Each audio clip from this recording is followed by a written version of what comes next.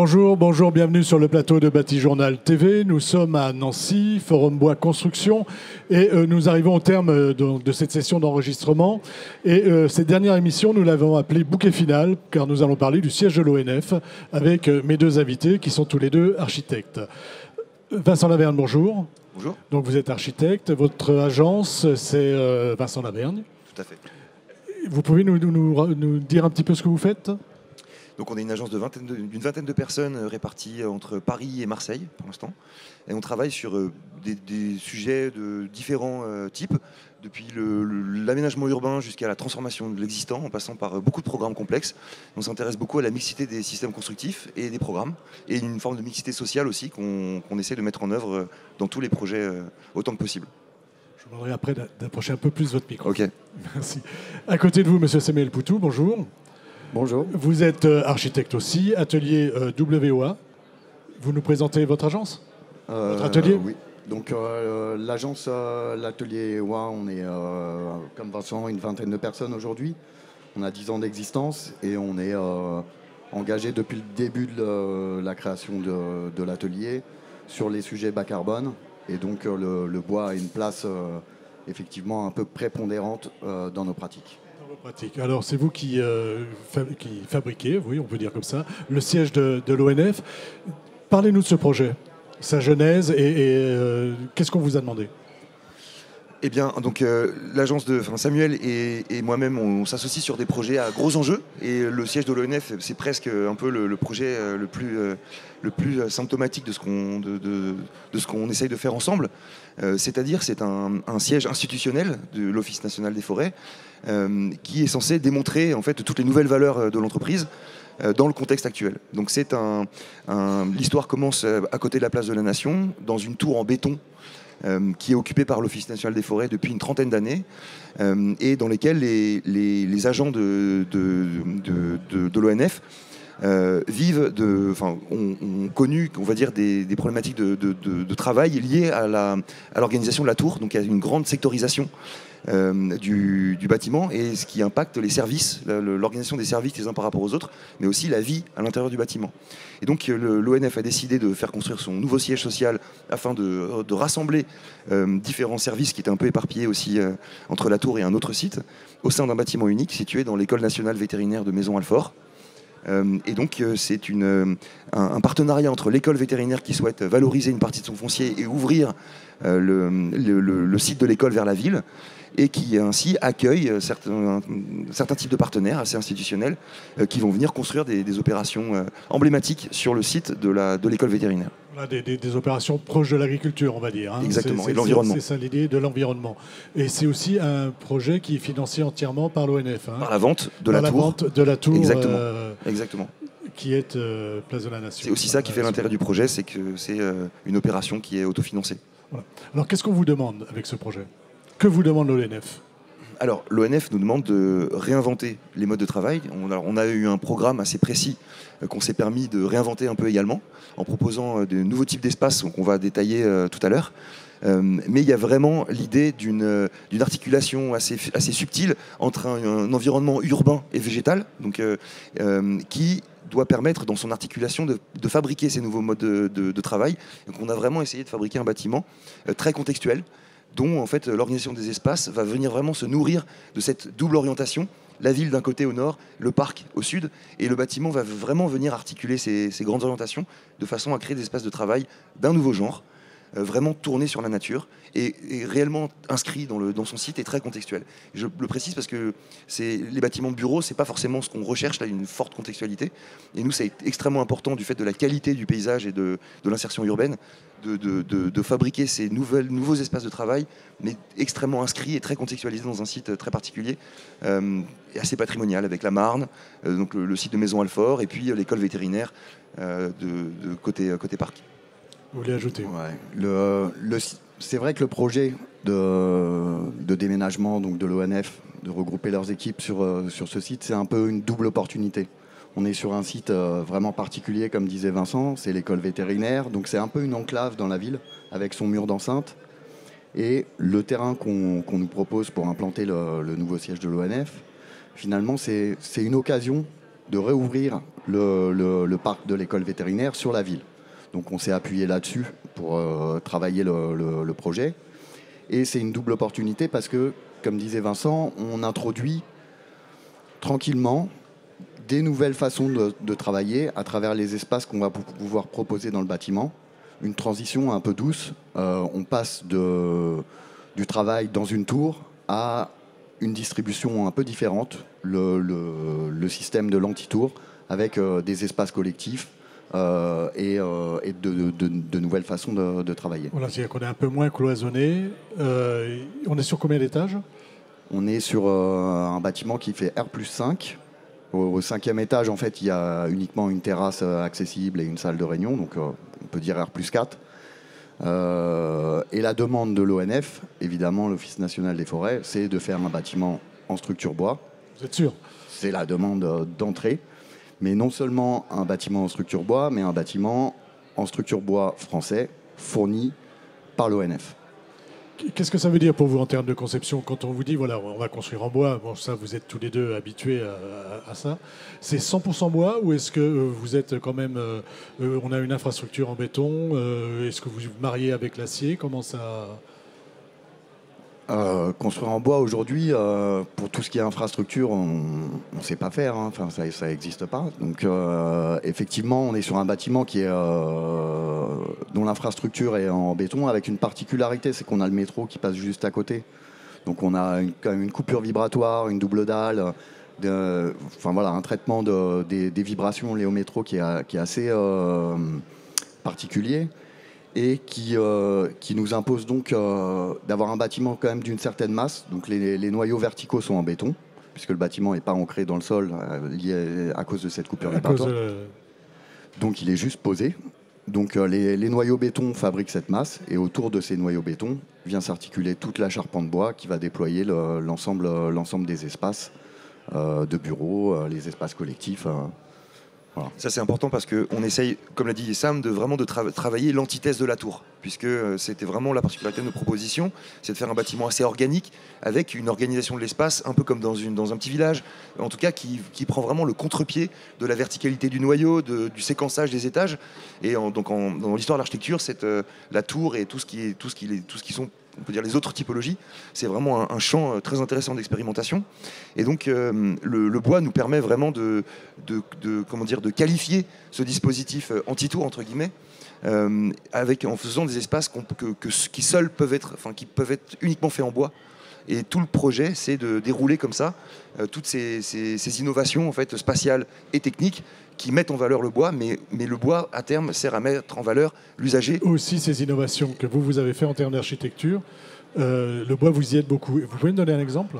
Alors, par exemple, on le voit au début sur les premières images, il y a la parcellaire est extrêmement particulière. Le parcellaire est extrêmement particulier. C'est un parcellaire en biseau qui vient taper en biais donc, sur le mur d'enceinte, et ça fabrique un terrain triangulaire avec un angle extrêmement aigu. Qui est vraiment à l'articulation de la ville et du parc, et qui va marquer l'entrée du site, du futur jardin public de l'école vétérinaire, et ainsi que l'entrée principale du bâtiment, du siège de l'ONF.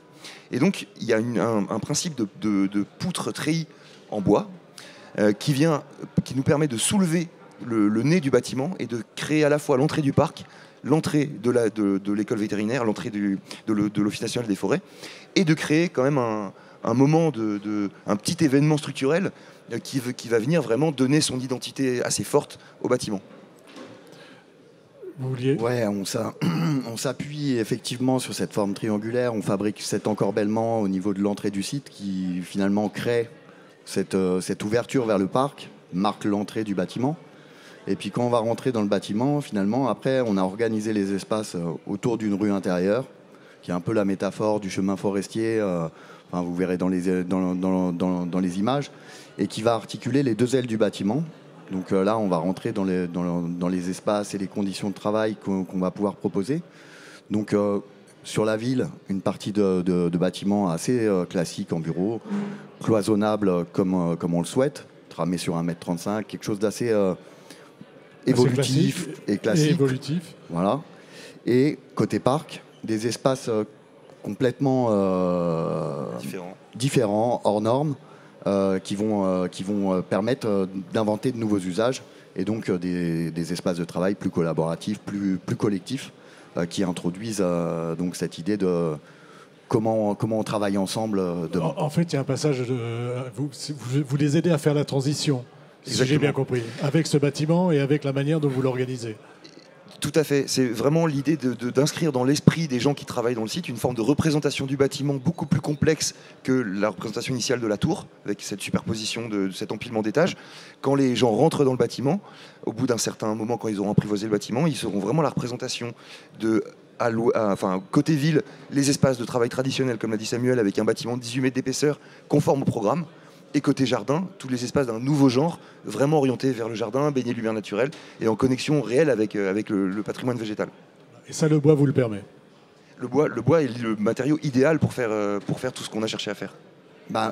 Disons que les espaces qu'on a pu proposer avec le matériau bois, je pense qu'on n'aurait pas pu le faire avec un matériau comme le béton. C'est cette légèreté parce qu'on a travaillé sur des grandes fermes, des poutres treillis, qui nous permettent de franchir 27 mètres et qui fabriquent finalement ces espaces qu'on a appelés au moment du concours la maison ONF, qui nous rappellent vraiment la dimension domestique. Et même dans la manière dont on a conçu la structure de ces espaces, en fait, on a un grand poteau central autour duquel rayonnent ces fermes, qui reprend un peu l'image de la manière dont poussent les arbres finalement, avec le tronc, les branches qui se déploient et qui viennent faire de l'ombre, protéger de la pluie. Donc c'est tous ces messages qu'on a réussi à faire passer, qui collent complètement, je pense, à l'identité de l'ONF et à son action, son travail sur le terrain aujourd'hui en France, par rapport à la forêt. Parce que pour eux, c'est aussi un bâtiment d'image. Complètement. En tous les cas, c'est l'occasion de... Ça aurait été bête de faire autrement. De pas saisir l'occasion. Alors, vous avez parlé tout à l'heure de bois français, parce qu'il y avait aussi ça qui était imposé, ce qui paraît aussi logique. Comment vous travaillez cet aspect-là? Qu'est-ce que ça change pour vous, ou pas du tout d'ailleurs, dans vos pratiques habituelles? Et après, vous nous expliquez un petit peu les techniques que vous avez choisies. Il y a un procédé de traçage. Il a fallu s'engager, en tout cas le groupement, en tant que groupement, on a dû engager auprès de l'ONF notre responsabilité, on a dû assurer l'ONF qu'on utiliserait bien ces bois. Et donc là, il y a eu un procédé de traçage qui a été mis au point par les charpentiers. Tu peux peut-être parler. Ouais, donc pour resituer, le charpentier, on peut le citer. Je ne sais pas si je l'ai dit au début, mais pour resituer un peu le contexte du marché. On est sur une conception, réalisation, exploitation, maintenance, donc avec un groupement d'entreprises, de bureaux d'études. Donc on a Hervé CityGC comme mandataire entreprise générale, on a Matisse comme charpentier. On travaille avec Aegis et Elliott pour tout ce qui est fluide, thermique, environnement. On s'est fixé on avait des objectifs de performance environnementale assez hautes, donc E3C2, le bâtiment va être labellisé E3C2.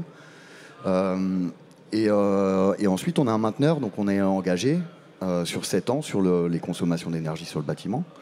Donc avec Réolian qui nous accompagne sur toute cette partie-là, dès que le bâtiment va être livré pour maintenir le bâtiment. Je reviens sur le sujet du bois, parce qu'effectivement, c'est une particularité du projet, construire 100% en bois français. Pour moi, qui depuis 10 ans construit des bâtiments en bois, c'est une première. Le bois, il nous a été fourni par l'ONF sous forme de grume. Donc après, il fallait le transformer, le sécher. Donc ça, il a fallu l'anticiper, c'est-à-dire qu'un an avant le démarrage du chantier... Il fallait déjà avoir le bois et fallait avoir le bois à bord de route. Voilà. Pour pouvoir l'emmener ensuite chez le transformateur. Donc il a été transformé à l'Est, chez Matisse, avec un sieur avec qui il s'est associé, pour tout ce qui est lamelles, pour le lameller collé. Et chez Pifto, à l'ouest de la France. Donc l'ONF a sélectionné des bois à proximité des scieries. Donc chez Pifto, pour tout ce qui est CLT. Donc on est sur du Douglas, je pense. On est sur du Douglas pour le CLT et sur de l'épicéa pour tout ce qui est lamellé collé.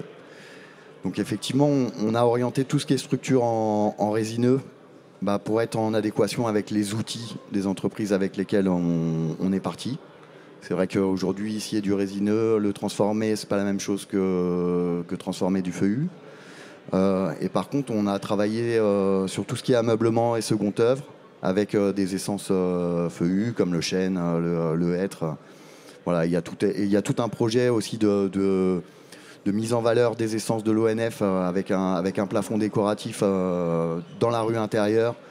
Donc des tavaillons de bois suspendus qui sont issus des forêts de l'ONF également, avec toutes les essences qu'on retrouve dans nos forêts françaises. Qu'on retrouve dans les forêts donc, du châtaignier, du chêne et des résineux et autres. Vous, ensuite, au plan technique, donc c'est quoi? C'est une structure poutre lamellée et collée avec des planchers CLT. Comment ça fonctionne? Alors le principe structurel, ouais, il est assez simple. On est majoritairement sur un poteau-poutre.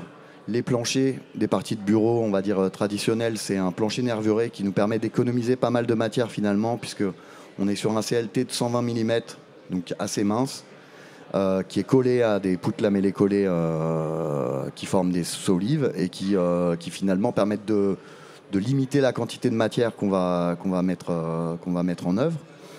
Et ensuite, dans les espaces un peu particuliers, on est effectivement sur du poteau-poutre avec des fermes ou des poutres treillis en lamellées collées qui permettent suivant les besoins des portées. Voilà, suivant les portées et les géométries des espaces. On a vraiment passé beaucoup de temps avec Vincent à mettre au point ces espaces pour qu'ils aient des qualités tous un peu particuliers. Et je pense que c'est plutôt réussi. Parce que donc Samuel a dit que les espaces traditionnels sont portés par des planchers nervurés, des dalles nervurées qui sont en effet très intéressantes. Et toute la partie un peu particulière côté parc, tout à l'heure il vous racontait ces grandes fermes qui rayonnent autour d'un tronc, de l'idée d'un tronc, et qui viennent couvrir une succession de terrasses qui descendent vers le jardin. Et les fermes viennent se poser sur un réseau de poteaux qui sont espacés tous les 1,35 m. Et qui crée un filtre solaire aussi pour le soleil de l'ouest. Et donc même la structure sert aussi à filtrer le soleil. Donc on a vraiment utilisé la structure bois pour faire tout ce qu'elle peut faire, en fait, tout ce qu'elle sait faire. Sur l'aspect confort, justement, on parle beaucoup de confort d'été en ce moment, à raison d'ailleurs, je pense. Comment vous traitez le confort d'été avec cette structure bois, avec le bois à l'intérieur? Comment vous ramenez de l'inertie ou pas? Comment tout cela s'agence? Alors, le principe, il va être de pouvoir se protéger du soleil. C'est la première règle. C'est la base. Donc, on a travaillé les façades différemment suivant les orientations. Donc, sur la rue, on est sur une façade nord, donc qui nécessite pas spécialement de traitement par rapport au soleil, mais qui nécessitait un gros travail sur l'acoustique, cependant, parce que on est sur un boulevard, sur une rue très passante avec des bus. Sur la façade sud, sur le jardin, donc toutes les menuiseries sont équipées de brise-soleil à lame orientable. Donc ça veut dire que quand le soleil d'été va taper trop fort, automatiquement les brises-soleil vont se baisser pour contrôler l'apport solaire. Inversement, en hiver, on pourra les laisser ouverts pour profiter des calories gratuites. Des calories gratuites, ouais. Et sur cette grande façade ouest, donc c'était la plus compliquée à traiter finalement, qui donne sur le parc. On bénéficie de quelque chose d'un peu gratuit aussi, c'est ces grands arbres qui sont présents, qui vont faire de l'ombre avec leurs feuilles l'été. On a des grands débords de toit qui vont protéger de la lumière du sud quand elle commence à arriver sur la façade. Et ensuite, on a des stores extérieurs qui vont pouvoir descendre sur ces grands éléments vitrés pour compléter le dispositif. Bon, j'imagine que le bâtiment a une enveloppe qui lui permet d'être très performant en hiver. Est-ce que vous prévoyez aussi une ventilation genre free cooling? Est-ce qu'il y a de la climatisation? Ou est-ce que le fait d'utiliser du bois vous permet de vous passer de cette climatisation? Alors, de travailler votre enveloppe, c'est pas forcément l'utiliser, même bien de... Le bois, en fait, il nous sert pas trop sur cette partie-là. Effectivement, l'enveloppe, elle est très performante. En termes d'inertie, on est finalement pas très bon. C'est le défaut du matériau bois. Maintenant, on a ces noyaux béton dont on récupère quand même l'inertie puisqu'on les a laissés visibles dans la rue intérieure. Donc, la masse, elle est là. Ensuite, le bâtiment n'est pas climatisé. On est sur un système de ventilation adiabatique avec un rafraîchissement de l'air qui est soufflé dans le renouvellement d'air, qui va pouvoir permettre de gagner quelques degrés dans les situations extrêmes de chaleur. Je trouve qu'on a fait un bon tour d'horizon. On arrive un peu au terme de l'échange. Est-ce que vous voulez ajouter quelque chose qu'on n'a pas dit, que vous voudriez dire qui vous semble important sur ce bâtiment, la manière dont vous l'avez à la fois travaillé et l'utilisation évidemment du matériau bois et du bois français? On parle beaucoup de problématiques d'acoustique. On a fait une très grande salle qui pouvait poser des problèmes d'acoustique avec un effet gymnase. Et en fait, le traitement de la décomposition des plans de la toiture, la présence de l'ossature bois dans le volume et les faux planchers crée une acoustique que je trouve absolument surprenante. Qui m'étonne et qui renforce notre satisfaction sur ce projet. Vous étonne par le confort qu'elle apporte. Le bâtiment est extrêmement confortable et encore au-delà de nos espérances. Voilà. Vous voulez ajouter quelque chose? Non, pas forcément. Pas forcément. Messieurs, merci. Merci d'être venus nous parler du bâtiment de l'ONF. C'était la dernière émission et je voulais remercier l'équipe technique. Donc à la réalisation, Trusty, merci à toi. C'était la première fois qu'on travaillait ensemble et ça a été un plaisir. Nicolas, merci aussi Nicolas, mais là nous on se connaît depuis longtemps. Et Oriane, merci à toi. Comme d'habitude, c'était parfaitement organisé. Merci à l'équipe technique et à Oriane. Une émission donc à retrouver sur notre site internet Batijournal TV et bien sûr sur les sites de nos partenaires que sont le Forum Bois Construction et France Bois Forêt. Merci à vous d'être venus jusque-là pour nous parler du bâtiment de l'ONF. Merci.